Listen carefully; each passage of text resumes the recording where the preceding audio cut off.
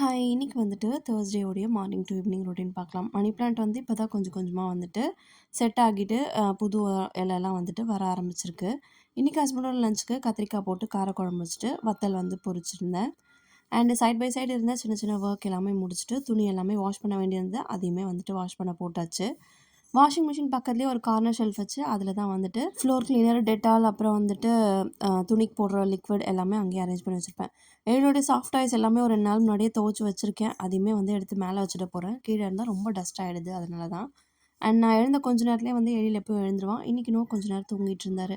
அதுக்கப்புறம் அவனையுமே எழுப்பி பிரஷ்லாம் பண்ணி விட்டுட்டு வரதுக்குள்ளார வந்து குழம்பு வந்து ரெடியா இருந்தது. அண்ட் மார்னிங் பிரேக்ஃபாஸ்ட்க்கு தோசை ஊத்திட்டு அவருக்கு லஞ்ச் பண்ணி பேக் பண்ணி அனுப்பிச்சுட்டு, நானும் எழிலும் கிளம்பி அம்மா வீட்டுக்கு போயிட்டு ஈவினிங் போல தான் லாஸ்ட் வீக் வாங்கின வெஜிடபிள்ஸ் இருந்ததுனால அதே வச்சு இந்த 3 டேஸ் ஓட்டியாச்சு. இந்த 2 நாளைக்கு மட்டும் போய் வெஜிடபிள்ஸ் வாங்கிட்டு வந்திருந்தோம் அவர் ஆஃபீஸ்லேருந்து வந்த பிறகு. அண்ட் வர வழியில அப்படியே ரோஸ் மில்க் குடிச்சிட்டு வீட்டுக்கு வந்தாச்சு.